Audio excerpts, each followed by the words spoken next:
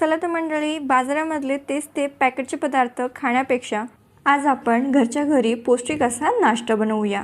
तर त्याकरिता बारीक चिरलेली मेथी थोडंसं तेल घालून छान अशी फ्राय करून घ्यायची। मग एका बाउलमध्ये मैदा, तुम्ही मैद्याऐवजी गव्हाचं पीठ देखील घेऊ शकता। त्यात रवा घालायचा आणि आपल्या मसाल्याच्या डब्यामध्ये असतील तेवढे मसाले सर्व अर्धा चमचा घालायचे।